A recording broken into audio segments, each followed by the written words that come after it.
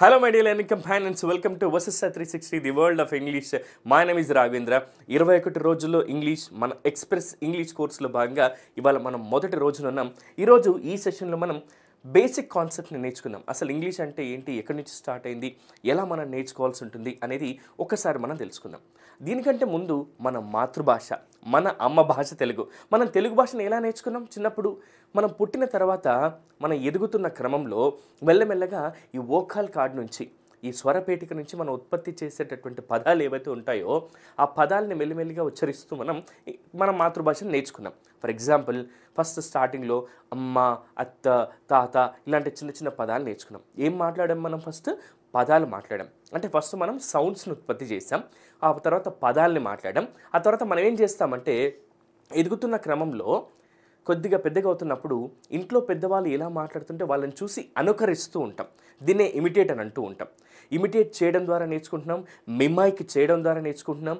అలాగే ఈ పదాలతో మెల్లిమెల్లిగా ప్రశ్నల ద్వారా ఎక్కువగా నేర్చుకుంటూ ఉంటాం. అంటే చాలా వరకు చిన్నపిల్లలు మీరు గమనించండి, ఇంట్లో చిన్నపిల్లలు ఎప్పుడైనా సరే ఇదేంటి, అదేంటి, అది ఎందుకు అలా ఉంది, ఇది ఎందుకు ఇలా ఉంది అని అంటూ ఉంటారు. అది చూడడానికి మనకు ఫన్నీగా అనిపించిన, చాలాసార్లు విసిగెత్తించినప్పటికీ కూడా ఇక్కడ ఒక విషయం గమనించాలి. మనం ఎక్కువగా ప్రశ్నించడం ద్వారా ఏం తెలుసుకుంటామంటే సమాచారాన్ని తెలుసుకుంటాం. దాన్ని మనం తెలుసుకొని మన మెదడులో నిక్షిప్తం చేసుకుంటాం. మన ఇంగ్లీష్ భాష కూడా అంతే. ముఖ్యంగా బేసిక్గా చిన్న చిన్న పదాల ద్వారా స్టార్ట్ చేస్తూ ఆ పదాలని సెంటెన్సెస్గా మారుస్తూ ప్రశ్నల ద్వారా ఇంకా ఎక్కువగా సమాచారాన్ని తెలుసుకుంటూ మన ఈ ఇంగ్లీష్ జర్నీని స్టార్ట్ చేద్దాం. ఇందులో భాగంగా మొట్టమొదటి రోజున ఇవాళ నేను కొన్ని బేసిక్ కాన్సెప్ట్ని మీ అందరికీ చెప్పాలనుకుంటున్నాను. అందులో భాగంగా ఒక చిన్న విషయాన్ని ఇక్కడ మనం తెలుసుకుందాం. ఇంగ్లీష్ భాషలో ఎలా అయితే మనకు సౌండ్స్ అనేవి ఉంటాయో, అంటే తెలుగు భాషలో ఎలా అయితే శబ్దాలు ఉన్నాయో ఇంగ్లీష్ భాషలో కూడా అలాగే ఉన్నాయి. ఫర్ ఎగ్జాంపుల్ ఏ అనే ఒక శబ్దానికి ఏ అనే ఒక సింబల్, బి అనే ఒక శబ్దానికి బి అనే ఒక సింబల్. అయితే ఈ సింబల్ని ఏం చేశారంటే దీన్నే లెటర్ అని అంటున్నారు, అక్షరము అని అన్నారు ఇంగ్లీష్ భాషలో. లెటర్ అంటే అర్థం ఏంటి అని అంటే సింబల్ ఆఫ్ సౌండ్. మనం ప్రొడ్యూస్ చేసేటటువంటి సౌండ్కే ఒక సింబల్ని ఇచ్చారు. దాన్ని ఏమంటున్నాం సార్ అంటే లెటర్స్ అని అంటున్నాం. లెటర్ అని అంటున్నాం. ఒక లెటర్ అంటే ఏంటి అంటే ఒక సింబల్ ఆఫ్ సౌండ్ అని అంటున్నాం. ఏ అనే శబ్దానికి ఏ అనే సింబల్ని, బి అనే శబ్దానికి బి అనే సింబల్ని మనం ఇక్కడ ఇవ్వడం జరిగింది. అలా జెడ్ దాకా ఇవ్వడం జరిగింది. ఎన్నున్నాయి సార్ ఇంగ్లీష్ భాషలో అక్షరాలు? ఎన్నున్నాయి సార్ అంటే 26 అక్షరాలు ఉన్నాయి. ఏ నుంచి జెడ్ దాకా 26 అక్షరాలు ఉన్నాయి. మరి ఈ 26 అక్షరాలని కలిపి ఏమంటారు సార్ ఇంగ్లీష్ భాషలో? ఆల్ఫాబెట్స్ అంటారా, ఆల్ఫాబెట్ అంటారా? ఎప్పుడైనా గుర్తుంచుకోండి, ఏ నుంచి జెడ్ దాకా ఉన్న ఈ 26 అక్షరాల క్రమాన్ని మొత్తాన్ని కలిపితే మనం ఏమంటాం సార్ అంటే ఆల్ఫాబెట్ అంటాం. ఎవరైనా మీ దగ్గరకు వచ్చి ఆల్ఫాబెట్స్ అన్నారనుకోండి, అది తప్పు అని మీరు చెప్పండి. కేవలం ఏమని చెప్పాలి? ఆల్ఫాబెట్ అని మాత్రమే చెప్పాల్సి ఉంటుంది. అయితే తెలుగు భాషలో ఎలా అయితే అచ్చులు, హల్లులు అని ఉన్నాయో ఇంగ్లీష్ భాషలో కూడా అచ్చులు, హల్లులు ఉన్నాయి. వీటిని ఇంగ్లీష్లో వోవెల్స్ అండ్ కాన్సనెంట్స్ అని అంటాం. ఏంటి సార్ ఇవి అని అంటే ఏ, ఈ, ఐ, ఓ, యు 5 శబ్దాలు ఉన్నాయి చూసారా? ఏ, ఈ, ఐ, ఓ, యు. ఈ 5 శబ్దాలు నేను పలికినప్పుడు ఎక్కడైనా నా పెదాలు కలిసాయా? కేవలం మన వోకల్ కార్డు ద్వారా మాత్రమే, ఈ స్వరపేటిక ద్వారా మాత్రమే పెదాలు కలవకుండా శబ్దాలను ఉత్పత్తి చేస్తున్నాం. కాబట్టి వీటిని ఏమంటున్నాం మనం? వోవెల్స్ అని అంటున్నాం.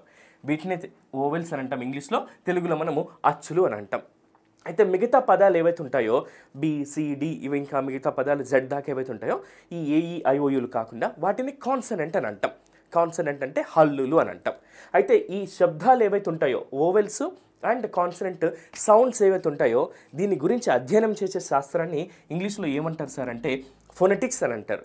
ఫోనెటిక్స్ అని అంటాం. ఫోన్ అంటే శబ్దము, ఈ శబ్ద అధ్యయన శాస్త్రాన్ని ఏమంటారంటే ఫోనెటిక్స్ అని అంటాం. దీన్నే స్టడీ ఆఫ్ సౌండ్స్ అని అంటాం.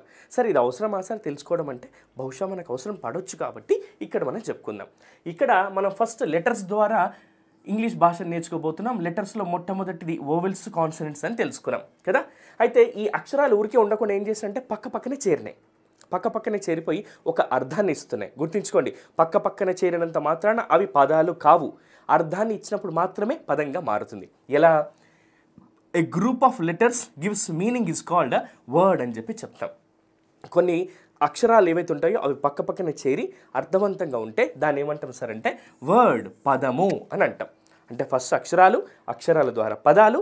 ఈ పదాలు ఏం చేస్తున్నాయి సార్ అంటే మళ్ళీ ఈ పదాలన్నీ కూడా పక్కపక్కనే చేరి ఒక అర్థాన్ని ఇచ్చేటటువంటి సమూహంగా మారిపోతాయి. దాన్ని ఏమంటామంటే సెంటెన్స్, వాక్యము అని అంటాం. సెంటెన్స్, వాక్యము అని అంటాం. గుర్తుంచుకోండి. ఇక్కడ మీరు వర్డ్స్ని పక్కపక్కనే అక్షరాలు చేరితే అన్నారు కదా సార్. ఫర్ ఎగ్జాంపుల్ జీ అనేది ఒక అక్షరం, ఓ అనేది ఒక అక్షరం. గో అంటే వెళ్ళు అని అర్థం కదా. మరి సార్ ఓ జీ పక్కనే ఓజీ అని ఉంది కదా సార్. ఓజీ అంటే original gangster Pawan Kalyan sir movie అనుకోవచ్చు కదా. సో అలా కాదు, పక్కపక్కనే ఉండాలి అక్షరాలు, కానీ అర్థాన్ని ఇవ్వాలి. అలాంటి వాటిని మనం ఇక్కడ ఏమంటామంటే వర్డ్స్ అని అంటాం. అలాగే ఈ అక్షరాలతో పాటు ఏర్పడినటువంటి పదాలు ఏవైతే ఉంటాయో ఇవి మళ్ళీ పక్కపక్కనే చేరి ఒక పూర్తి అర్థాన్ని ఇస్తాయి. దీని ఏమంటాం సార్ అంటే సెంటెన్స్ అని అంటాము. A group of words give sense is called sentence అని అంటాం. సో పక్కపక్కనే చేరేటటువంటి పదాల సమూహమే దానికి మనకు అర్థాన్ని ఇస్తుంది అంటే దాన్ని మనం సెంటెన్స్ అని అంటాం. సో ఇక్కడ ఫస్ట్ క్లాస్లో మనం ఏం నేర్చుకుందామంటే ఇక్కడ పదాలు ఉన్నాయి సార్. ఇంగ్లీష్ భాషలో నేను ఏం చేసినా సరే ఫ్లూయెంట్గా మాట్లాడాలి సార్, అనర్గళంగా మాట్లాడాలి. ఇప్పుడు తెలుగులో నేను ఎంత అనర్గళంగా మాట్లాడుతున్నానో ఇంగ్లీష్లో కూడా అంత అనర్గళంగానే మాట్లాడాలి సార్. మరి దీనికి ఏం చేయాలి సార్? ముందుగా నేను అంటే పదాలు నేర్చుకోవాలి. పదాలు అంటే ఏంటి? వర్డ్స్. ఎన్ని పదాలు నేర్చుకోవాలి సార్? ఒకసారి ఒక బ్లైండ్ గెస్ చేయండి మీరు. ఊరికి ఒక గుడ్డి నెంబర్ చెప్పండి. ఎన్ని ఎన్ని ఎన్ని పదాలు ఉండొచ్చు మన ఇంగ్లీష్ భాషలో? ఎవరికైనా తెలుసా? ఎవరికీ తెలియదు. ఎన్ని పదాలు ఉంటాయంటే ఇన్ఫినిటీ పదాలు ఉన్నాయని చెప్పారట. అనంతమైన పదాలు. ఎన్ని పదాలున్నో తెలియదు.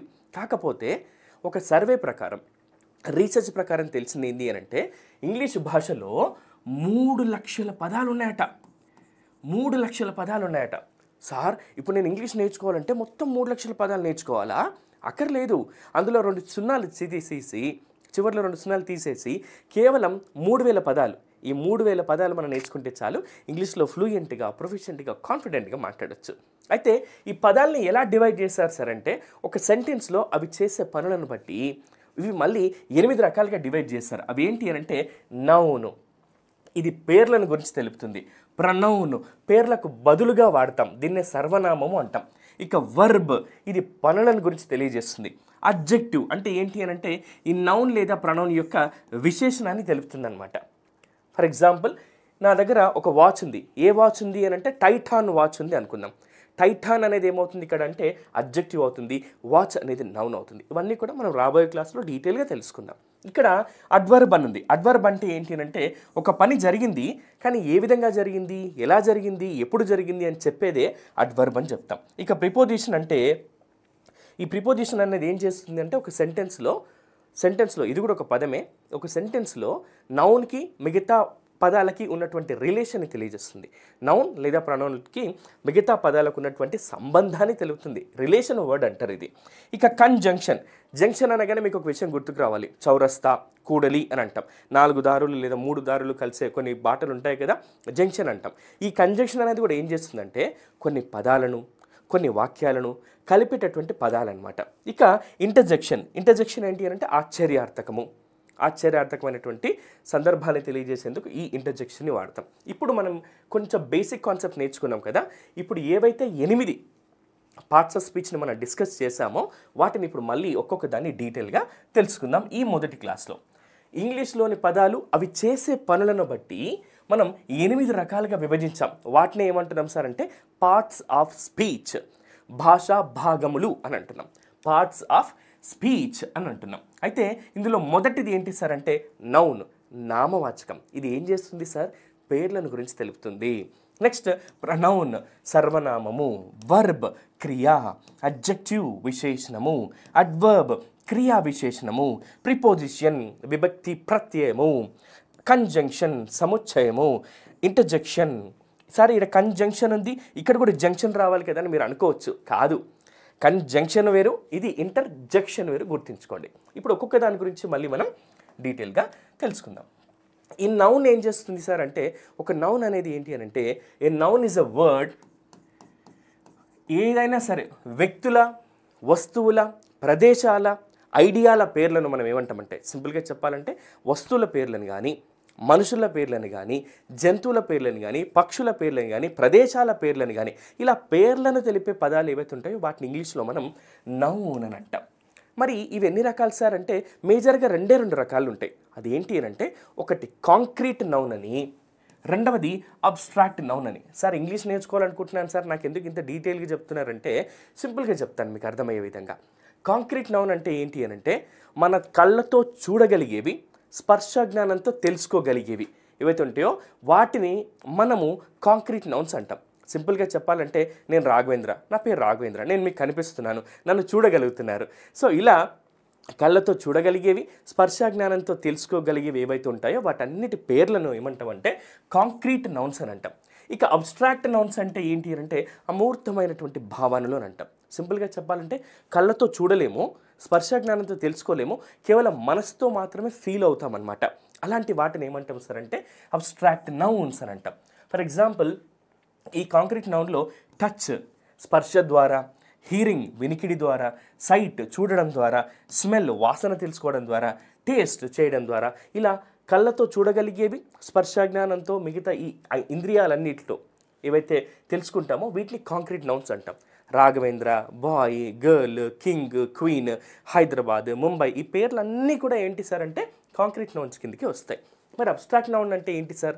మన కళ్ళకు కనిపించదు, దానికంటే ఒక రూపం ఉండదు, కానీ మనసులో దాన్ని మనం ఫీల్ అవుతాం. అలాంటి పదాలు ఏంటి సార్ అంటే నాలెడ్జ్, జ్ఞానము. జ్ఞానానికి ఏమన్నా pant shirt వేసుకుంటుందా, Punjabi dress వేసుకుంటుందా?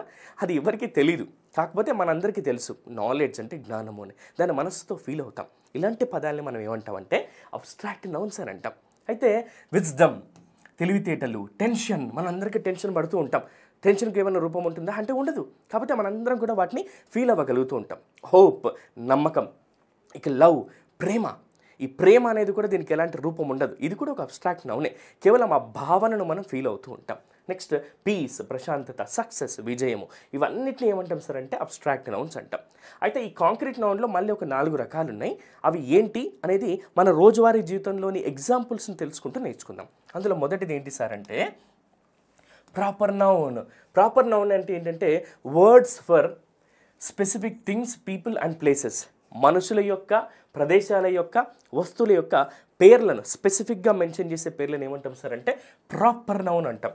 Proper అంటే ఏంటి? చాలా వరకు అంటుంటారు ప్రాపర్గా ఉందండి అంటే చక్కగా ఉంది, ప్రాపర్గా ఉంది, అన్ని రకాలుగా ఉంది అని చెప్పడానికి. ఫర్ ఎగ్జాంపుల్ నా పేరు రాఘవేంద్ర, రాఘవేంద్ర లేదా రఘు ఒక ఎగ్జాంపుల్.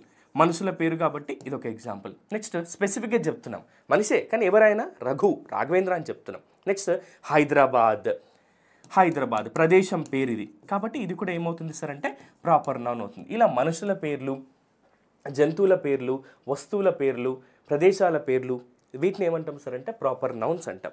ఇక కామన్ నౌన్ అంటే ఏంటో ఒకసారి మనం తెలుసుకుందాం. కామన్ నౌన్ ఏంటి అని అంటే words for types of things, people or places. మనకు కామన్గా అందరికీ ఉండేటటువంటి, for example boy, girl, next ఇలా బాయ్, గర్ల్, మ్యాన్, విమెన్, ఇలాంటివన్నిటిని కూడా మనం ఏమంటాం సార్ అంటే కామన్ నౌన్ అని చెప్తాం. Dog, cat. నా దగ్గర ఒక డాగ్ ఉంది, అది కామన్ నౌన్ అవుతుంది. ఆ డాగ్కు ఒక పేరు ఉందనుకోండి రోజీ అని, అప్పుడు అది ఏమవుతుంది సార్ అంటే ప్రాపర్ నౌన్ అవుతుంది. సో డాగ్ అనేదేమో కామన్ నౌన్ అవుతుంది, దానికి ఉండే పేరు ఏమవుతుంది అంటే ప్రాపర్ నౌన్ అవుతుంది. స్పెసిఫిక్గా చెప్తేనేమో అది ప్రాపర్ నౌన్ అవుతుంది. నెక్స్ట్ దీంట్లోనే కలెక్టివ్ నౌన్. కలెక్షన్ అంటే ఏంటి? ఒకటి కంటే ఎక్కువ ఉండడం, ఒకటి కంటే ఎక్కువ ఉండడం, కాబట్టి దీన్ని ఏమంటాం సార్ అంటే కలెక్టివ్ నౌన్స్ అని అంటాం. Is a noun that is used to name a group of something. ఏదైనా ఒక సమూహం యొక్క పేర్లని మనం ఏమంటాం సార్ అంటే కలెక్టివ్ నౌన్ అంటాం. ఫర్ ఎగ్జాంపుల్ మనుషుల యొక్క సమూహం కానీ, వస్తువుల యొక్క సమూహం కానీ, జంతువుల యొక్క సమూహం కానీ, లేదా పక్షుల యొక్క సమూహం కానీ, ఇలా అన్నిటి సమూహాలను ఏమంటాం సార్ అంటే మనము కలెక్టివ్ నౌన్స్ అంటాం. ఫర్ ఎగ్జాంపుల్ ఆర్మీ, ఆర్మీలో ఎవరు ఉంటారు? సోల్జర్స్ ఉంటారు, ఆర్మీ. నెక్స్ట్ ఫ్యామిలీ, కుటుంబము కదా. ఇలా సమూహాలను మనం ఏమంటాం సార్ అంటే కలెక్టివ్ నౌన్స్ అని అంటాం. ఇక నెక్స్ట్ అది మెటీరియల్ నౌన్. మెటీరియల్ నౌన్ అనేది ఏంటి సార్ అంటే the material noun is a noun that refers to a physical matter. కళ్ళతో కనిపించేటటువంటివి ఏవైతే ఉంటాయో మనం మళ్ళీ వాటిని మనం చూడగలుగుతాం, టచ్ చేయగలుగుతాం, ఫీల్ అవ్వగలుగుతాం. అవి కౌంటబుల్, లెక్కించదగినవి కావచ్చు, లెక్కించలేనివి కావచ్చు. అలాంటి వాటిని మనం ఏమంటాం సార్ అంటే మెటీరియల్ నౌన్స్ అంటాం. For example sand, next gold, next wood. So ఇవన్నీ కూడా, వీటన్నిటిని కూడా మనం ఏమంటాం సార్ అంటే మెటీరియల్స్, కాబట్టి మెటీరియల్ నౌన్ అని అంటాం. గుర్తుంచుకోండి, ఇవి నౌన్స్లోని 4 రకాలు. నాకు ఒక పని చేయండి, ఇవాళ మన ఫస్ట్ క్లాస్ కదా, ఇప్పుడు మీరేం చేయాలి అని అంటే ఒకసారి మీ చుట్టూ ఉన్నటువంటి వస్తువుల్ని చూడండి. ఇక్కడ నేనున్నాను, నా రూమ్లో బోర్డు ఉంది, నా చేతిలో ఒక పెన్ ఉంది, అండ్ ఇక్కడ ఒక ఏసీ ఉంది, కర్టన్ ఉంది, డోర్ ఉంది, అండ్ లైట్స్ ఉన్నాయి. నేను వీటి పేర్లను రాశాను కదా, మీరు కూడా ఏం చేయండి అంటే నా క్లాస్ వింటూనే మీరు ఒక పేపర్ తీసుకొని మీ చుట్టూ ఉన్నటువంటి వస్తువుల పేర్లను రాసుకోండి. దీంతోపాటు ఇప్పుడు నెక్స్ట్ నేను మరింత ఇన్ఫర్మేషన్ చెప్తున్నాను. Let's continue the session. అయితే ఈ నౌన్స్లో మళ్ళీ 2 రకాలు ఉన్నాయి. ఇవే కాకుండా మళ్ళీ 2 రకాలు ఉన్నాయి. కొన్ని కౌంటబుల్ నౌన్స్ అంటాం, ఇంకొన్ని అన్కౌంటబుల్ నౌన్స్ అంటాం. ఫర్ ఎగ్జాంపుల్ కౌంటబుల్ నౌన్స్ అంటే ఏంటో చూద్దాం. Nouns which are countable nouns have plurals అనమాట. ఫర్ ఎగ్జాంపుల్ నా దగ్గర ఒక పెన్ ఉంది, ఒకటే ఉంది కదా, అందుకే పెన్ అని రాస్తున్నా. ఒకటి కంటే ఎక్కువ పెన్స్ ఉన్నాయనుకోండి పెన్స్ అంటాను నేను. ఒకటి కంటే లేదా దగ్గర ఒక 10 ఉన్నాయనుకోండి 10 పెన్స్ అంట. సో ఒకటిని మనం ఏమంటామంటే ఏకవచనం అంటాం. దీన్నే సింగులర్ నౌన్స్ అంటాం. ఏకవచన నామవాచకాలు అని ఏకవచన నామవాచకాలు అంటాము. ఒకటి కంటే ఎక్కువ ఉంటే ఏమంటాం బహువచనము. దీన్నే మనం ఏమంటాం సార్ అంటే ప్లూరల్ అని అంటాం. ప్లూరల్ అని అంటాం. మనం ఎప్పుడైనా హోటల్కి వెళ్ళినప్పుడు సింగిల్ ఛాయ్ ఇవ్వండి లేదా సింగిల్ కాఫీ ఇవ్వండి అంటాం. సింగిల్ అంటే ఏంటి ఒకటే అనమాట. సో అలా కాకుండా 2 ప్లేట్స్ పూరి ఇవ్వండి అన్నారనుకోండి, అప్పుడు అదేమవుతుంది ప్లూరల్ అవుతుంది అనమాట. ఒకటి కంటే ఎక్కువ ఉంటే ప్లూరల్ బహువచనం అని, ఒకటే ఉంటేనేమో ఏకవచనం అని గుర్తుంచుకోండి. నెక్స్ట్ అన్కౌంటబుల్ నౌన్స్, లెక్కించలేనటువంటివి. కొన్ని లెక్కించలేనటువంటివి ఉంటాయి. Nouns which are uncountable uncountable nouns don't have plurals. వీటికి ప్లూరల్ ఫామ్ ఉండదు. ఇవి ఎల్లప్పటికీ కూడా సింగులర్ నౌన్స్గానే ఉంటాయి. సింగులర్ నౌన్స్గానే ఉంటాయి. వీటిని మనం ఏమంటామంటే అన్కౌంటబుల్ నౌన్స్ అంటాం. ఇక్కడ హెయిర్ ఉంది, ఎన్ని ఉన్నాయంటే నేను చెప్పగలుగుతానా, చెప్పలేను. అండ్ చాలా వరకు అన్కౌంటబుల్ నౌన్స్లలో మనకు లెక్కించలేనివే ఉంటాయి. సో అందుకే వీటిని ఏమంటామంటే అన్కౌంటబుల్ నౌన్స్ అని అంటాం. ఇవి 2 రకాలు. మొదటిది ఏంటి కౌంటబుల్, రెండోది ఏంటి అన్కౌంటబుల్ అని. అయితే ఇందులోనే ఇంకొక రకం మనం తెలుసుకుందాం. అది ఏంటి సార్ అంటే సింగులర్ ప్లూరల్. సింగులర్ అంటే ఏంటి ఏకవచన నామవాచకాలు. ఏకవచన నామవాచకాలు. రెండవది ఏంటి సార్ అంటే బహువచన నామవాచకాలు. దీన్నే మనం ఏమంటున్నాం ప్లూరల్ అని అంటున్నాం. బహువచన నామవాచకాలు పేర్లే కానీ సింగులర్ ఉంటాయి ప్లస్ ప్లూరల్ ఉంటాయి. సింగులర్ ఉంటాయి ప్లూరల్ ఉంటాయి. ఫర్ ఎగ్జాంపుల్ ఇందాక చెప్పుకున్నాం కదా మనం, ఇక్కడ ఒక లైట్ ఉంది, ఒకటే ఉంటే ఏమంటాం మనం సింగులర్ నౌన్ అంటాం. ఇప్పుడు దీన్ని ఒకటి కంటే ఎక్కువ ఉంటే లైట్స్, చివరన ఎస్ యాడ్ చేస్తే ఏమవుతుంది ప్లూరల్ ఫామ్గా మారిపోతుంది లైట్స్ అని. ఫర్ ఎగ్జాంపుల్ పెన్ ఒకటే ఉంది, ఇప్పుడు ఇది సింగులర్ నౌన్ అవుతుంది. ఇది ఒకటి కంటే ఎక్కువ ఉన్నాయనుకోండి పక్కన ఎస్ రాస్తాము, పెన్స్గా మారిపోతుంది. అయితే ఈ నౌన్ని ఏకవచన నౌన్స్ ఏవైతే సింగులర్ నౌన్స్ ఉంటాయో వీటిని ప్లూరల్ నౌన్స్గా మార్చడానికి కొన్ని రూల్స్ ఉంటాయి. రాబోయే రోజుల్లో మనం మెల్లిమెల్లిగా మన క్లాసులలో సింగులర్ నుంచి ప్లూరల్కి ఎలా మార్చాలో మనం డీటెయిల్గా అక్కడ తెలుసుకుందాం. ఇవి singular nouns and plural nouns. Singular అంటే ఏకవచన నామవాచకాలు, ప్లూరల్ నౌన్స్ అంటేనేమో ఒకటి కంటే ఎక్కువ ఉండాలి, బహువచన నామవాచకాలు అంటాం.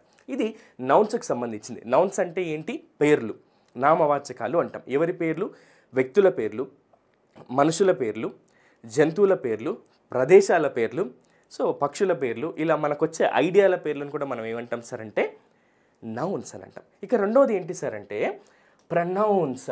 ప్రనౌన్ అంటే ఏంటి సార్, ఇది కూడా ఒక పదమే కానీ ఇది పేర్లకు బదులుగా వాడుతూ ఉంటాం. సింపుల్గా చెప్పనా, Raghavendra is an assistant professor. Raghavendra వచ్చాడు, రాఘవేంద్ర తిన్నాడు, రాఘవేంద్ర వెళ్ళాడు, రాఘవేంద్ర పాఠం చెప్తున్నాడు, రాఘవేంద్ర వింటున్నాడు. సో ఇలా 10 సార్లు నేను రాఘవేంద్ర అన్నాను అనుకోండి, నా పేరు మీదకి మీకు విరక్తి వస్తుంది కదా. ఇలా పేర్లకు బదులుగా ఈ నౌన్స్కి బదులుగా ప్రొనౌన్స్ని యూజ్ చేస్తాం మనం. ఎలా అంటే రాఘవేంద్ర వచ్చాడు, అతడు తిన్నాడు, పాఠం చెబుతూ ఉన్నాడు, అతడు వెళ్తున్నాడు, అతడు వస్తున్నాడు. ఇలా చూసారా, రాఘవేంద్ర అనే పేరుకు బదులుగా నేను అతడనే పదాన్ని ఉపయోగించాను కదా. ఇలా పేర్లకు బదులుగా instead of nouns we use pronouns అనమాట. రిపీటెడ్గా ఆ నౌన్స్ని మళ్ళీ ఉపయోగించకుండా వాటికి బదులుగా వాడేటటువంటి పదాలని మనం ఏమంటున్నాం సార్ ఇక్కడ ప్రొనౌన్స్ అని అంటున్నాము. నౌనికి బదులుగా ఉపయోగించబడేటటువంటి పదాలని మనం ఏమంటాం సార్ అంటే ప్రొనౌన్ అని అంటాం. ఇక్కడ ఒక చిన్న విషయం మనం తెలుసుకుందాం. ఇంగ్లీష్లో నేను ఫ్లూయెంట్గా రాయాలి సార్, ప్రొఫిషియెంట్గా రాయాలి సార్, ప్రొఫిషియెంట్గా మాట్లాడాలి సార్, ఇంగ్లీష్లో అనర్గళంగా నేను మాట్లాడాలి సార్ అంటే మనం ఇక్కడ ఉన్నటువంటి 7 సబ్జెక్టివ్ ప్రొనౌన్స్ అని నేర్చుకోవాలి. ఈ 7 రకాల ప్రొనౌన్స్ ఉన్నాయి, వీటన్నిటిని కూడా మనం నేర్చుకోవాలి. ఇవి నేర్చుకుంటేనే మనం సెంటెన్సెస్ని ఎలాంటి పొరపాటు లేకుండా, గ్రామాటికల్ ఎర్రర్స్ లేకుండా రాయగలుగుతాము. దయచేసి ఆ 7 ప్రొనౌన్స్ ఏంటి సార్ అంటే I, you, we, they, he, she, it. ఇవేంటి సార్? సార్ ఇక్కడ మరి ఫస్ట్ పర్సన్ సింగులర్ అని, సెకండ్ పర్సన్ ప్లూరల్ అని ఇవేవో ఉన్నాయి కదా సార్, ఇవేంటి అని మీరు కన్ఫ్యూజ్ అవ్వబాకండి. ఇది ఏంటో ఒకసారి మీకు నేను చెప్తాను. ఇది ఒక్క విషయం మీరు తెలుసుకుంటే ఇంగ్లీష్లో ఎలాంటి సెంటెన్స్నన్నా మీరు మాట్లాడగలుగుతారు, ఎలాగైనా సరే సెంటెన్సెస్ని ఫ్రేమ్ చేయగలుగుతారు. దయచేసి ఇవి ఖచ్చితంగా మీరు గుర్తించుకోవాల్సినటువంటివి. కాబట్టి దీనికి సంబంధించి మీరు ఈజీగా గుర్తుపెట్టుకోవడానికి ఒక మంచి కథ చెప్తాను మీకు. ఏంటి సార్ ఆ కథ అంటే, ఫర్ ఎగ్జాంపుల్ ఇప్పుడు మనం ఈ బిల్డింగ్లో ఉన్నాం, పాఠం వింటున్నాం, సడన్గా భూకంపం వచ్చింది అనుకోండి. భూకంపం రాగానే ఏం చేస్తాం మనం? అమ్మో భూకంపం వచ్చింది, నేను బయటపడాలి అనుకుంటా. ఎవరి గురించి ఆలోచిస్తాను నేను? ఫస్ట్ నా గురించి ఆలోచిస్తాను నేను. అందుకే ఫస్ట్ ప్రిఫరెన్స్ ఎవరికి ఇస్తున్నాను నేను? నాకు. కాబట్టి ఫస్ట్ పర్సన్ సింగులర్ ఎవరు? నేను, ఐ. కాబట్టి ఐని ఏమంటాం సార్ అంటే ఫస్ట్ పర్సన్ సింగులర్, నేను అని అంటున్నాం. సరే నేను ఎలాగోలా బయటపడతాను, తర్వాత నేను ఎవరి గురించి ఆలోచిస్తాను? మీరు నాతో పాటు మీరు ఉన్నారు కదా, అయ్యో మేము, మనము అని అనుకుంటున్నాం కదా. అందుకే దీని ఏమంటామంటే ఫస్ట్ పర్సన్ ప్లూరల్ అని అంటాం. అంటే రెండవ ప్రాధాన్యత, ఫస్ట్ ప్రాధాన్యతనేమో నాకు నేను ఇచ్చుకుంటాను, ఆ తర్వాత నేను ఇచ్చే ప్రాధాన్యత ఎవరికి అంటే ప్లూరల్. వి అంటే మేము లేదా మనమని, వి అంటే మేము లేదా మనము అని చెప్పి ఇక్కడ చెప్తున్నాం. ఇక్కడ ఇంకొక విషయం తెలియాలి, యు అని ఉంది. యు అంటే అర్థం ఏంటి సార్ అంటే, యు అంటే అర్థం ఏంటి అంటే సింగులర్, సెకండ్ పర్సన్ సింగులర్ అని అంటున్నాం. తర్వాత ఇప్పుడు సింపుల్గా చెప్పాలంటే ఇప్పుడు నేను బయటపడిపోతాను భూకంపం నుంచి, నాతో పాటు మీరంతా బయటపడిపోతారు. అయితే పక్కన ఇంకొక ఆయన ఉన్నాడు, అయ్యో నువ్వు ఉన్నావా, అయ్యో మీరున్నారా అని ఆలోచిస్తాం కదా. అలా ఒకరే ఉంటే ఏమంటామంటే యు అని అంటాం. యు అంటే నీవు లేదా మీరు అని అర్థం. ఇక్కడ సెకండ్ పర్సన్ సింగులర్ ఎవరు సార్ అంటే యు అని అంటాం. యు అంటే నీవు అని అర్థం, మీరు అని కూడా అర్థం. కానీ ఒకరుంటే నీవు సెకండ్ పర్సన్ సింగులర్ అని, సెకండ్ పర్సన్ ప్లూరల్ అంటే యు మీరు అని అర్థం. తెలుగులో అయితే మనం మర్యాదగా పిలవడానికి మీరు అని అంటాం ఒకరిని కూడా. కానీ ఇంగ్లీష్లో ఈ యు అంటే అర్థం ఏంటి అని అంటే సెకండ్ పర్సన్ ప్లూరల్ని మీరు అని అర్థం. ఒకటి కంటే ఎక్కువ, మోర్ దెన్ వన్ పర్సన్ ఉంటే యూని మనము సెకండ్ పర్సన్ ప్లూరల్గా వాడతాం. సింపుల్గా చెప్పాలంటే భూకంపం వచ్చింది, ఫస్ట్ నా గురించి నేను ఆలోచిస్తా, కాబట్టి ఫస్ట్ పర్సన్ సింగులర్ నేనయ్యాను ఐ. సెకండ్ పర్సన్ వి మేము లేదా మనం అవుతాం. ఫస్ట్ పర్సన్ ప్లూరల్ ఎవరవుతారు? వి మేము లేదా మనం అవుతాం కదా, ఎందుకంటే నేను నాతో పాటు మీ అందరి గురించి కూడా ఆలోచిస్తున్నాను. నెక్స్ట్ సెకండ్ ఎవరి గురించి ఆలోచిస్తాం? నీ గురించి, మీ గురించి ఆలోచిస్తాం, పక్క వాళ్ళ గురించి. కాబట్టి second person you and second person plural అనేది యూగానే ఉంటుంది. ఇక మనం అయిపోయాం, మనం అందరం కూడా బయటికి వెళ్ళిపోయాం బిల్డింగ్ నుంచి. పాపం పక్క అపార్ట్మెంట్స్లో అక్కడ ఒక అంకుల్ ఉన్నాడు, ఆయన, ఇక్కడ ఒక ఆంటీ ఉంది, ఈమె లేదా ఆవిడ అని అంటున్నాం కదా. ఇలా అతడు, ఆమె, వీళ్ళు అని అంటాం కదా. వీళ్ళని ఏమంటాం సార్ అంటే థర్డ్ పర్సన్ అంటాము. ఒకరుంటే third person singular, he, she, it అని అంటాం. ఇట్ అంటే ఇది అని అంటాం. Next third person plural they అని అంటాం. దే అంటే వారు అని అంటాం. దీన్నే థర్డ్ పర్సన్ ప్లూరల్ అని చెప్పి చెప్తాం మనం. ఇది గుర్తుంచుకోండి. సింపుల్గా చెప్పాలంటే ఫస్ట్ పర్సన్ సింగులర్ ఎవరి గురించి ఆలోచిస్తున్నాం? ఐ అంటే నేను. నెక్స్ట్ ఫస్ట్ పర్సన్ ప్లూరల్ ఎవరి గురించి ఆలోచిస్తున్నాం? మేము లేదా మనము. Next second person singular you అంటే నీవు, సెకండ్ పర్సన్ ప్లూరల్ మీరు అంటున్నాం. సో అలా అనమాట. ఇక థర్డ్ పర్సన్ మిగతా వాళ్ళ గురించి, మూడో వ్యక్తి గురించి ఆలోచిస్తున్నాం కాబట్టి హీ, షీ, ఇట్ అని చెప్పేసి మనం ఉపయోగిస్తాం. హీ అంటే అతడు, షీ అంటే ఆమె, ఇట్ అంటే ఇది. ఇక ఒకరికంటే ఎక్కువ ఉన్నప్పుడు ఈ థర్డ్ పర్సన్లో కూడా ప్లూరల్ ఫామ్గా దేని మనం ఉపయోగిస్తాం. ఇది మనం గుర్తుంచుకోవాల్సి ఉంటుంది. ఈ 7 subjective pronunciations I, you, we, they, he, she, it, ఈ 7ని మీరు గుర్తుపెట్టుకుంటే సెంటెన్సెస్ని ఈజీగా మీరు రాయగలుగుతారు. ఇక మనం ఇలాంటి ఆలస్యం చేయకుండా వర్బ్ అనేటటువంటి కాన్సెప్ట్లోకి వెళ్ళిపోదాం. వర్బ్ అనేది ఏంటి సార్ అంటే ఇక్కడ regular verb and irregular verb అని ఉంటాయి. వర్బ్ అంటే సింపుల్గా చెప్పాలంటే యాక్షన్, పని. ఒక పని చేస్తున్నాం, ఆ పని అన్నిటిని కూడా మనం ఏమంటాం సార్ అంటే యాక్షన్స్ అన్నిటిని కూడా వర్బ్ అని అంటాం. సింపుల్గా చెప్పాలంటే వర్బ్ అనేది ఒక పదం, ఇది కర్త చేసేటటువంటి పనిని తెలియజేస్తుంది. ఏం తెలియజేస్తుంది? పనిని తెలియజేస్తుంది. ఇలా కర్త చేసేటటువంటి పనిని తెలియజేసే దాన్ని వర్బ్ అని అంటాము. ఫర్ ఎగ్జాంపుల్ నేను పాఠం చెప్తున్నాను, I'm teaching a lesson. Teaching అనేది ఏమవుతుంది ఇక్కడ? పని. You are listening to me, మీరు నన్ను వింటున్నారు. You are listening to my lecture, నేను చెప్పే పాఠాన్ని మీరు వింటున్నారు. ఇక్కడ మీరు వినడం అనేటటువంటి పనిని ఏమంటాం సార్ అంటే వర్బ్ అని అంటాం. నేను తిన్నాను, వెళ్ళాను, వస్తున్నాను, పడుకుంటున్నాను, పాటలు వింటున్నాను, గేమ్స్ ఆడుకుంటున్నాను, అండ్ నేను బట్టలు ఉతుక్కుంటున్నాను, ఈ పనులన్నిటినీ కూడా మనం ఏమంటాం సార్ అంటే. అయితే ఇప్పుడు మనం రోజువారీ జీవితంలో అన్నీ చేసే పనులన్నీ కూడా వర్బ్స్ అనే సార్ అంటే అవును, పనులన్నీ కూడా వర్బ్ అని చెప్తూ ఉంటాం. A verb is a word that describes the action of a person, things or animal అని చెప్తాం. అంటే వ్యక్తులు చేసేటటువంటి పనులు లేదా వస్తువులు చేసేటటువంటి పనులు, జంతువులు చేసే పనులు, అన్ని పనులన్నింటినీ కూడా మనం ఏమంటాం సార్ అంటే వర్బ్స్ అని అంటాం. ఇందులో రెగ్యులర్ అండ్ ఇర్రెగ్యులర్ వర్బ్స్ అని ఉంటాయి. అవి రెండింటి గురించి మనం ఏం చేద్దామంటే నెక్స్ట్ క్లాస్లో. వర్బ్స్ అనేది చాలా పెద్ద కాన్సెప్ట్, అది నేర్చుకుంటేనే మనం ఇంగ్లీష్లో పర్ఫెక్ట్గా మాట్లాడతాం. కాబట్టి ఈ వర్బ్స్ అనేటటువంటి ఈ కాన్సెప్ట్ ఒక్కదాన్ని మాత్రం మనం సపరేట్గా ఇంకో క్లాస్లో నేర్చుకుందాం. దానికంటే ముందు ఈ వర్బ్ అనేది ఏం చేస్తుంది సార్ అంటే మనకు 4 విషయాలు చెప్తుంది. సింపుల్గా చెప్పాలంటే kids play in the ground రెగ్యులర్గా క్రమం తప్పకుండా పిల్లలు గ్రౌండ్లో ఆడుకుంటూ ఉంటారు. ఇక్కడ ప్లే అనేటువంటి దానికి అర్థం ఏంటి? ఇది ఒక వర్బ్ కదా. దీని అర్థం ఏంటి సార్ అని అంటే ఆడుకొనుట అని అర్థం. ఆడుకుంటున్నారంటే వాళ్ళు పని చేస్తున్నట్టే కదా, యాక్షన్ జరుగుతున్నట్టే కదా. కాబట్టి ఇది ఏం తెలుపుతుంది సార్ అంటే పనిని తెలుపుతుంది. వాళ్ళు ఏం చేస్తున్నారు అంటే ఆడుకుంటున్నారు, వాళ్ళు చేసే పని ఏంటి? ఆట. కాబట్టి ఇది పనిని తెలుపుతుంది ఈ పదం. Doctor is in the clinic. Is అనేది ఏం తెలుపుతుంది? ఉంది లేదా ఉన్నారు, ఉన్నాము అనే మీనింగ్లో ఈజ్ మనం వాడతాం. Doctor is in the clinic, ఇది ఉండుట అనే స్థితిని గురించి తెలుపుతుంది. ఇక I have completed my project work. Have అంటే అర్థం ఏంటి? ఇక్కడ హ్యావ్ అంటే కలిగి ఉండుట అని అర్థం. కంప్లీటెడ్ అంటే అర్థం ఏంటి? ఒక పనిని పూర్తి చేశాను అంటే జరిగిపోయినటువంటి పనిని తెలియజేస్తుంది. అలాగే ఐ హ్యావ్ స్పోర్ట్స్ కార్, నేను ఒక స్పోర్ట్స్ కార్ని కలిగి ఉన్నాను. హ్యావ్ అంటే కలిగి ఉండుట అని అర్థం. సో కాబట్టి ఇది కలిగి ఉండుట అనే స్థితిని తెలియజేస్తుంది. సింపుల్గా చెప్పాలంటే వర్బ్ అంటే ఒక పని, అది ప్రస్తుతం జరగవచ్చు, గతంలో జరిగిపోయి ఉండొచ్చు, ఫ్యూచర్లో జరగబోతూ ఉండొచ్చు. ఇలా అన్ని రకాల పనులన్నింటినీ మనం ఏమంటాం సార్ అంటే వర్బ్స్ అని అంటాం. VERBS వర్బ్స్ అంటే అర్థం ఏంటి? పనులు, యాక్షన్స్ అని అర్థం, క్రియలు అని అంటారు తెలుగులో. అయితే దీని గురించి మనం డీటెయిల్గా మరొక క్లాస్లో తెలుసుకుందాం. ఎందుకంటే ఇది చాలా పెద్ద కాన్సెప్ట్. ఇది నేర్చుకుంటేనే ఇంగ్లీష్లో మనం చక్కగా ఇలాంటి పొరపాట్లు లేకుండా మాట్లాడగలుగుతాం. ఇక దీని తర్వాత మనం నేర్చుకోబోయే కాన్సెప్ట్ ఏంటి అని అంటే అడ్జెక్టివ్. అడ్జెక్టివ్ అని అంటే ఒక నౌన్ లేదా ప్రొనౌన్ యొక్క గుణగణాలను గురించి తెలియజేస్తుంది. సింపుల్గా చెప్పాలంటే అడ్జెక్టివ్ అనేది ఒక పదం, ఇది వ్యక్తి లేదా వస్తువు యొక్క గుణగణాలను గురించి తెలియజేస్తుంది. అంటే క్వాలిటీ, కలర్, సైజు, వీటన్నిటి గురించి మనకు తెలియజేస్తుంది. అంటే నామవాచకం యొక్క గుణము అంటే క్వాలిటీ, సంఖ్య అంటే నంబరు, రంగు అంటే కలర్ను, ఇలాంటి వాటిని తెలిపే పదాన్ని ఏమంటాం సార్ అంటే అడ్జెక్టివ్ అని అంటాం.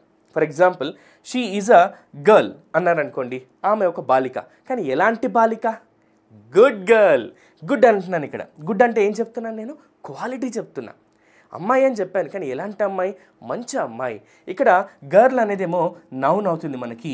ఈ నౌన్ యొక్క విశేషణాన్ని తెలుపుతున్న పదం కాబట్టి గుడ్ అనేది ఏమవుతుందంటే అడ్జెక్టివ్ అవుతుంది. ఇలా కలర్ని, సైజుని, ఆ తర్వాత క్వాలిటీని, క్వాంటిటీని, నంబర్ని తెలిపేటటువంటి పదాలన్నింటినీ మనం ఏమంటాం సార్ అంటే అడ్జెక్టివ్ అని అంటాము. గుర్తుంచుకోండి, ఏదైనా సరే ఒక నౌన్ యొక్క, ఇక్కడ ఉన్నటువంటి ఈ నౌన్ యొక్క కలర్ని, సైజుని, షేప్ని, రంగుని, అంటే కలర్ని, నంబర్ని, క్వాలిటీని, క్వాంటిటీని, సైజుని, షేప్ని, ఆరిజిన్ని తెలిపేటటువంటి పదాలను ఏమంటున్నాం సార్ మనం అడ్జెక్టివ్ అని అంటున్నాం. ఇప్పుడు నెక్స్ట్ మనం తెలుసుకోబోయే కాన్సెప్ట్ ఏంటి అని అంటే అడ్వర్బ్. అడ్వర్బ్ అంటే పేరులోనే మనకు తెలిసిపోతుంది కదా, పేరులోనే ఇక్కడ వర్బ్ అని ఉంది. వర్బ్ అంటే ఏంటి? క్రియ, పని అని చెప్పుకున్నాం కదా ఇప్పుడే.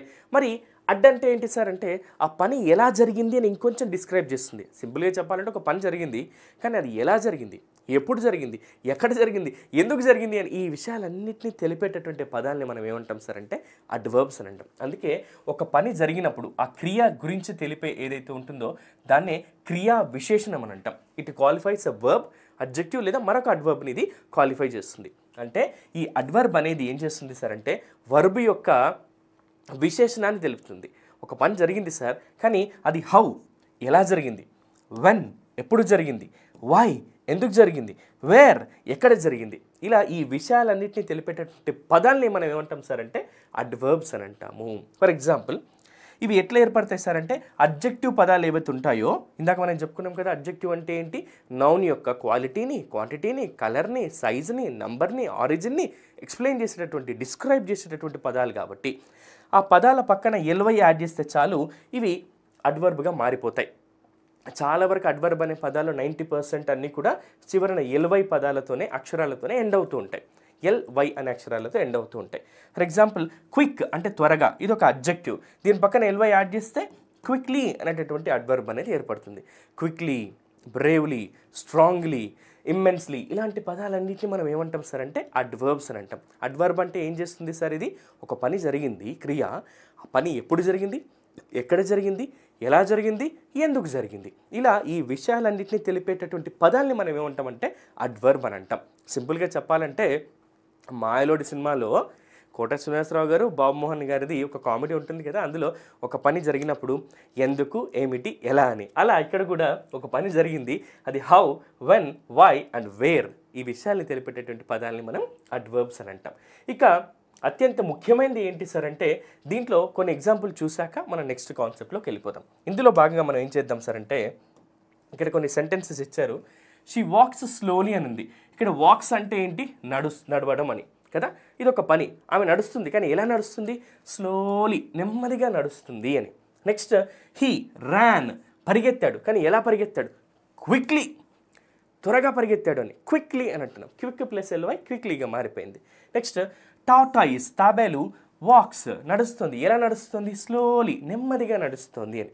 ఇలా ఇక్కడ ఉన్నటువంటి స్లోలీ, క్విక్లీ, స్లోలీ అనేటటువంటి పదాలను మనం ఏమంటాం సార్ అంటే అడ్వర్బ్స్ అని అంటాం. ఇవి ఏం చేస్తున్నాయి? ఇక్కడ జరిగినటువంటి పనులు ఉన్నాయి కదా, ఈ పనులను గురించి ఎక్స్ప్లెయిన్ చేస్తున్నాయి. ఆ పని ఎలా జరిగింది అనే విషయాలు చెప్తున్నాయి, కాబట్టి వీటిని మనం అడ్వర్బ్స్ అని అంటాం. ఇక అత్యంత ముఖ్యమైనటువంటి కాన్సెప్ట్ మనం బేసిక్ కాన్సెప్ట్లో ఏంటి అని అంటే ప్రీపోజిషన్. ప్రిపోజిషన్ అంటే ఏంటి సార్ అంటే విభక్తి ప్రత్యయము అని అంటాం. విభక్తి ప్రత్యయం అంటే అర్థం ఏంటి సార్ అంటే ఇది ఒక రిలేషన్ వర్డ్ అని చెప్తాం. సింపుల్గా చెప్పాలంటే నేను మా ఇంట్లో ఒక 10 మంది బంధువుల మధ్య ఉన్నాను అనుకోండి, నన్ను అడుగుతూ ఉంటారు, ఎవరండి ఈ అబ్బాయి అంటే, ఈ అబ్బాయి ఆయన వాళ్ళ అల్లుడండి, లేదంటే వీళ్ళ మేనత్త కొడుకండి, ఇలాంటివి చెప్తూ ఉంటారు కదా. ఇది ఏం చెప్తున్నట్టు? రిలేషన్స్ని చెప్తూ ఉన్నాం, బంధుత్వాన్ని తెలుపుతూ ఉన్నాం. ఈ ప్రిపోజిషన్స్ కూడా అలాంటి పదాలే, కానీ ఎవరికి రిలేషన్ని తెలుపుతాయి సార్ అంటే ఇవి ఒక వాక్యంలోని నామవాచకానికి లేదా సర్వనామానికి మరియు వాక్యంలోని ఇతర ముఖ్యమైన పదాలకు సంబంధాన్ని తెలిపేటటువంటి పదాన్ని ఏమంటాం సార్ అంటే ప్రీపోజిషన్స్ అని అంటాం.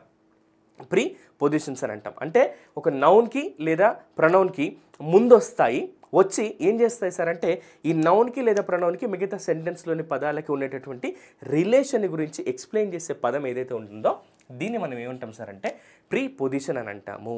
ఫర్ ఎగ్జాంపుల్ ప్రీ అంటే అర్థం ఏంటి సార్ అంటే ముందు అని, పొజిషన్ అంటే స్థానము అని. ముందుగా వస్తాయి, వేటి ముందు వస్తున్నాయి? నౌన్కు ముందు వస్తుందట లేదా ప్రొనౌన్కు ముందు వస్తుందట, అప్పుడు ఇవి ప్రీపోజిషన్స్ కింద మనం ఉపయోగిస్తున్నాం. ఇక్కడ అత్యంత ముఖ్యమైనటువంటి కొన్ని ప్రిపోజిషన్స్ గురించి ఇప్పుడు మనం తెలుసుకుందాం. దానికంటే ముందు ఇప్పుడు మనం ఉన్నటువంటి ఈ రూమ్ అంతా కూడా ఒక సర్కిల్ అనుకుందాం. ఇదిగోండి ఇలా ఒక సర్కిల్ అనుకుందాం. ఈ సర్కిల్లో నేను ఎక్కడున్నాను? లోపల ఉన్నాను. ఇన్ అంటే అర్థం ఏంటి? లోపల. లేదా ఈ సర్కిల్లో ఒక రూమ్ అనుకుందాం, దీనిపైన నేను ఉన్నాను అనుకుందాం. ఇక్కడ ఉన్నాను నేను ఆన్ ద సర్కిల్ లేదా ఆన్ ద రూమ్, నేను పైన కూర్చున్నాను అని. నేను ఇక్కడ బయట ఉన్నాను, బయట నుంచి లోపలికి వస్తున్నాను. ఇక్కడ ఏమవుతుందంటే ఇంటూ అంటే లోపలికి అని, లోపలికి వస్తున్నాను అని. అలా కాకుండా నేను ఈ పాయింట్ వద్ద ఇక్కడ కూర్చున్నా, ఇక్కడ స్టెప్స్ మీద కూర్చున్నా, ఎట్ దిస్ పాయింట్ ఇక్కడ నేను ఉన్నాను అన్నట్టుగా. సో నెక్స్ట్ ఇంకొక విషయం చెప్తాను, చాలా వరకు తెలియదు. నేను ఇక్కడ నుంచి లోపలికి వస్తున్నాను, ఎక్కడి నుంచి వస్తున్నాను? ఫ్రమ్ అంటే నుండి అని. టు ఇక్కడికి వెళ్తున్నాను, నేను ఈ పాయింట్ దగ్గరికి వెళ్తున్నాను. ఇక్కడ ఏమని రాయొచ్చు? టు అంటే కి లేదా కు అనే మీనింగ్ వస్తుంది. అలా కాకుండా ఈ పాయింట్ మీద నుంచి ఇక్కడ దాకా వెళ్తున్నా, ఈ మధ్యలో నుంచి వెళ్తున్నా, త్రూ అని అంటాం. త్రూ అంటే గూండా అని చెప్పేసి అంటాం. గూండా అంటే రౌడీ కాదు, ఆ మార్గం మధ్యన లేదా ఆ మార్గం గూండా వెళ్తున్నాము అని అనమాట. నేను ఇక్కడ నుంచి ఈ పాయింట్ వైపు వెళ్తున్నా, టువర్డ్స్ అని అంటాం. టువర్డ్స్ అంటే వైపుగా అనే మీనింగ్ వస్తుంది. ఇక్కడ అండర్ అంటే కింద. ఓకే, ఇలా ఈ మొత్తం సర్కిల్ని కూడా మన రూమ్ అనుకొని కూడా మనం క్లియర్గా ప్రిపోజిషన్స్ని తెలుసుకోవచ్చు. దానికంటే ముందు అతి ముఖ్యమైనటువంటివి మనం సెంటెన్సెస్ని ఎలాంటి పొరపాటు లేకుండా రాయాలి అంటే ముఖ్యంగా వీటి అర్థాలు మనకు తెలియాలి. కాబట్టి కొన్ని మీనింగ్స్ని ఇప్పుడు మనం చూద్దాం. ఈ మీనింగ్స్లో భాగంగా ముందుగా మనం ఏం చేద్దామంటే ఇక్కడ ఉన్నటువంటి కొన్ని తెలుగు అర్థాలని చూద్దాం. ఇన్ అంటే లోపల, ఇంటూ అంటే లోపలికి, ఆన్ అంటే పైన, ఎట్ అంటే వద్ద, TO2 అంటే కీ లేదా కు అని అర్థం. ఎక్కడికి, ఎక్కడ కు అంటాం కదా, అలా TO2 అని ఉపయోగిస్తాం. ఫ్రమ్ అంటే నుండి, ఆఫ్ అంటే యొక్క, నెక్స్ట్ OFF ఆఫ్ అంటే దూరంగా, నెక్స్ట్ విత్ అంటే తో, దేంతో అన్నప్పుడు తో అని అంటాం కదా, అలా ఇక్కడ WITH విత్ని ఏమంటాం అంటే తో అని అంటాం. టిల్ అంటే వరకు, ఎక్కడి వరకు అన్నట్టుగా. నెక్స్ట్ అండర్ అంటే కింద, అండర్ అంటే కింద అని. నెక్స్ట్ డౌన్ అంటే ఇంకొంచెం కింద అని. నెక్స్ట్ ఫర్ అంటే కొరకు, సిన్స్ అంటే నుండి, బై అంటే ద్వారా అని, అవుట్ అంటే బయట, అబౌట్ గురించి అని. ఎవరి గురించి అన్నప్పుడు అబౌట్ హూమ్, ఎవరి గురించి అన్నట్టుగా. నెక్స్ట్ అమాంగ్ అంటే మధ్యన, అబౌవ్ అంటే పైన, అక్రాస్ అంటే అడ్డంగా, అలాంగ్ అంటే ఆ ద్వారా లేదా ఆ గోండా అనే మీనింగ్లో. నెక్స్ట్ అరౌండ్ అంటే చుట్టుపక్కల, బిఫోర్ అంటే ముందు, బిహైండ్ అంటే వెనక, బిఫోర్ అంటే ముందు, బిహైండ్ అంటే వెనక అని. నెక్స్ట్ బిలో అంటే కింద, బియాండ్ అంటే అవతల, బిసైడ్ అంటే పక్కన, నెక్స్ట్ బినీత్ అంటే అడుగున, నెక్స్ట్ అవుట్ సైడ్ అంటే బయట వైపు, ఇన్సైడ్ అంటే లోపల వైపు, అండర్నీత్ అంటే అట్టడుగున అనే మీనింగ్ వస్తుంది, విత్ ఇన్ అంటే లోపల, వితౌట్ అంటే లేకుండా అని. ఇవి కొన్ని ఇంపార్టెంట్ ప్రిపోజిషన్స్. వీటిని మళ్ళీ మేము మీకు మెటీరియల్ రూపంలో ఇస్తాం. మన క్లాస్ మెటీరియల్లో, క్లాస్ నోట్స్లో కూడా వీటిని డీటెయిల్స్గా చదవండి. నెక్స్ట్ ఇక ఏడో కాన్సెప్ట్ ఏంటి అని అంటే మన పార్ట్స్ ఆఫ్ స్పీచ్లో భాగంగా కంజంక్షన్. కంజంక్షన్ అనేది ఏంటి సార్ అంటే ఇది ఒక పదం. జంక్షన్ అంటే తెలుసు కదా, వారధి లేదా కూడలి లేదా బ్రిడ్జ్ అని అంటాం. సో ఈ బ్రిడ్జ్ ఏం చేస్తుంది, పదాలను కలుపుతుంది. సింపుల్గా చెప్పాలంటే ఏవైనా రెండు పదాలను కానీ, రెండు పద బంధాలను కానీ, వాక్యాలను కలిపేటటువంటి పదాలను మనం ఏమంటాం సార్ అంటే కంజంక్షన్స్ అని అంటాము. కంజంక్షన్ అంటాం. కంజంక్షన్ అనేది ఒక పదం. ఇది ఒక పదాన్ని మరొక పదంతో లేదా ఒక వాక్యాన్ని మరొక వాక్యంతో కానీ కలుపుతుంది. ఇలాంటి వాటిని మనం కంజంక్షన్స్ అని అంటాం. ఏమేం కలుపుతుంది సార్?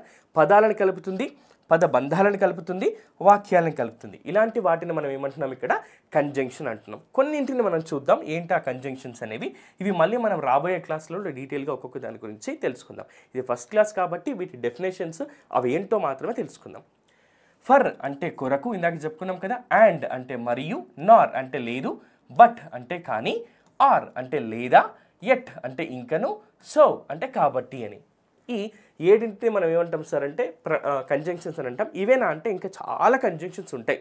వాటన్నిటి గురించి రాబోయే క్లాస్లో ఒక్కొక్కటిగా మనం తెలుసుకుందాం. For example, Shiva and Akhil are friends. ఇద్దరు ఫ్రెండ్స్ ఉన్నారు. ఎవరెవరు? శివ, అఖిల్. ఈ ఇద్దరిని కలపాలి నేను. అండ్ అనే పదాన్ని తీసుకున్నా. ఇక్కడ ఉన్నటువంటి ఈ అండ్ ఏమవుతుందంటే కంజంక్షన్ అవుతుంది. ఎందుకంటే శివాని కలుపుతుంది, అఖిల్ని, ఇద్దరిని కలిపి చెప్తున్నాం కాబట్టి అండ్ అనేది ఇక్కడ మనకు కంజంక్షన్ అవుతుంది. I will take either coffee or tea. నేను కాఫీని కానీ లేదా టీని కానీ తీసుకుంటా. లేదా అంటున్నాం కాబట్టి ఆర్ అనేటటువంటి దాన్ని ఉపయోగిస్తున్నాం. ఇలా ఈ కంజంక్షన్స్ అనేవి మనకు సెంటెన్సెస్ని రాయడంలో, మాట్లాడడంలో చాలా హెల్ప్ అవుతాయి. వాటి గురించి రాబోయే సెషన్స్లో తెలుసుకుందాం. అలాగే మా మెటీరియల్లో మీకు డీటెయిల్గా ఇస్తాం ఈ వీడియో కింద నోట్స్లో. దాన్ని కూడా మీరు శ్రద్ధగా చదవండి. నెక్స్ట్ ఇక చివరిది, మన ఈ మొత్తం ఉన్నటువంటి పార్ట్స్ ఆఫ్ స్పీచ్లో చివరిది ఏంటి అని అంటే ఇంటర్జెక్షన్. ఇంటర్జెక్షన్ అంటే అర్థం ఏంటి అని అంటే ఆశ్చర్యార్థకము అని. సడన్గా ఇలా నేను సడన్ రియాక్షన్స్, సడన్ ఎమోషన్స్, ఏడుపు, ఆనందం, ఆశ్చర్యం, ఇలాంటివన్నిటినీ ఈ ఎక్స్ప్రెషన్స్ని తెలిపేటటువంటి పదాలని మనం ఏమంటామంటే ఇంటర్జెక్షన్ అని అంటాం. ఇంటర్జెక్షన్ అనేది ఒక పదం. ఇది అనుకోకుండా హఠాత్తుగా కలిగేటటువంటి ఫీలింగ్స్ని తెలియజేస్తుంది. అంటే sudden actions, sudden reactions, emotions, ఫీలింగ్స్ని తెలిపేటటువంటి పదాలు ఏవైతే ఉంటాయో వాటిని మనము ఇంటర్జెక్షన్ అంటాం. ఫర్ ఎగ్జాంపుల్, నేను లాటరీ గెలిచాను అనుకోండి, ఏమంటాను నేను? హుర్రే అని అంటాను. Hurray, I one the lottery అని. అయితే ఈ పదం చివరిలో, ఈ ఇంటర్జెక్షన్ అనే పదం చివరిలో ఎక్స్క్లమేషన్ మార్క్, ఆశ్చర్యార్థకము అని అంటాం కదా. ఈ సింబల్ అనేది ఉపయోగిస్తాం. రివర్స్ స్మాల్ ఐ అనమాట. ఇది ఈ సింబల్ ఇక్కడ మనం ఉపయోగిస్తాం. హుర్రే అంటే ఆనందంతో, పట్టరాని ఆనందంతో మనం అరిచినప్పుడు హుర్రే అని అంటాం. అలా కాకుండా ఎవరైనా చనిపోయారు అనుకోండి, తెలుగులో అంటూ ఉంటాం, అయ్యో చనిపోయారా అంటూ ఉంటాం కదా. అలాంటప్పుడు ఏం పదం ఉపయోగిస్తామంటే అలాస్. అంటే అయ్యో చనిపోయారా, అలాస్, హీ డైడ్, అతడు చనిపోయాడు, అయ్యో అని అంటాం అనమాట. అలా కాకుండా దెబ్బ తగిలింది అనుకోండి, అబ్బా అని అంటాం కదా మనం. దీన్ని ఇంగ్లీష్లో ఔచ్ అని అంటాం. ఔచ్, అయ్యో, అబ్బా, దెబ్బ తగిలింది అన్నట్టుగా. సో ఇలాంటి సడన్ ఎమోషన్స్ని, రియాక్షన్స్ని, ఫీలింగ్స్ని తెలియజేసేటువంటి పదాన్ని మనం ఏమంటాం సార్ అంటే ఇంటర్జెక్షన్స్ అని అంటాం. అయితే ఒక విషయం మనం చూద్దాం. ఇక్కడ కొన్ని ఇంటర్జెక్షన్స్ ఉన్నాయి. వాటిని ఇక్కడ మీకు క్లియర్గా ఎక్స్ప్లెయిన్ చేస్తాను. వావ్ అంటే మనం ఆనందంతో చెప్పాల్సి వచ్చినప్పుడు, హే అంటే ఎవరైనా పలకరించాల్సి వచ్చినప్పుడు, హుర్రే అంటే ఇందాక తెలుసుకున్నాం కదా మనం ఏదైనా సాధించినప్పుడు అన్నట్టుగా. నెక్స్ట్ వెయిట్ అంటే ఆగు అన్నట్టుగా. ఏ పీ అంటే నాకు బాగా ఇష్టమైన ఫుడ్ దొరికింది అన్నప్పుడు, ఓ నో ఇలా జరగకూడదే అన్నట్టుగా. నెక్స్ట్ షక్స్ అంటే బాధ, ఔచ్ అంటే బాధ, ఏ అంటే సంతోషం అన్నట్టుగా. ఇలాంటి వాటిని మనం ఏమంటాం సార్ అంటే ఇంటర్జెక్షన్స్ అని అంటాం. అయితే ఈ ఇంటర్జెక్షన్స్లో ఒక చిన్న విషయం మీకు చెప్పాలి మిత్రులారా. చాలా వరకు రోజువారీ జీవితంలో ఇవన్నీ కూడా మనం ఉపయోగించేటటువంటి పదాలే. ఇంగ్లీష్ భాషను మన ఇంగ్లీష్ జర్నీని నేర్చుకోవడానికి అత్యంత ముఖ్యమైనది, కీలకమైనది ఏంటి అని అంటే ఈ ఫస్ట్ బేసిక్ క్లాస్ను మనం నేర్చుకోవడమే. ఇక నెక్స్ట్ క్లాస్ నుంచి ఇది కేవలం మీకు తెలుసుకోవాల్సిన అవసరం ఉంది కాబట్టే ఈ 8 రకాలైనటువంటి ఈ పార్ట్స్ ఆఫ్ స్పీచ్ని ఒక్కొక్క దాన్ని క్లియర్గా మీకు ఎక్స్ప్లెయిన్ చేయడం జరిగింది. ఇక రాబోయే క్లాసుల్లో మనం క్రమం తప్పకుండా రోజువారీ జీవితంలో చేసేటటువంటి పనులను గురించి, యాక్షన్స్ గురించి తెలుగులో నుంచి ఇంగ్లీష్లోకి, సింపుల్గా చెప్పాలంటే తెలుగుకు బదులుగా ఇంగ్లీష్లో మనం ఏ విధంగా మాట్లాడాలి అనేది రాబోయే రోజుల్లో నెక్స్ట్ మన డే 2 సెషన్స్ నుంచి మన జర్నీ స్టార్ట్ అవుతుంది. అండ్ మీరు ఈ వీడియో అయిపోయిన తర్వాత, ఈ వీడియో కంప్లీట్ చేసిన తర్వాత, చూసిన తర్వాత దయచేసి ఇక్కడ కింద ఇచ్చేటటువంటి మెటీరియల్ని చదవండి. దాంతో పాటుగా మేము ఇచ్చేటటువంటి ఎగ్జామ్ని ప్రాక్టీస్ చేయండి. దయచేసి ఇలా చేసినప్పుడు మాత్రమే మన ఈ 21 రోజుల జర్నీలో మీరు ఇంగ్లీష్లో ఫ్లూయెంట్గా, ప్రొఫిషియెంట్గా, కాన్ఫిడెంట్గా మాట్లాడగలుగుతారు. అండ్ నెక్స్ట్ సెషన్లో మళ్ళీ కలుద్దాం. నేను మీ రాఘవేంద్ర. Thank you.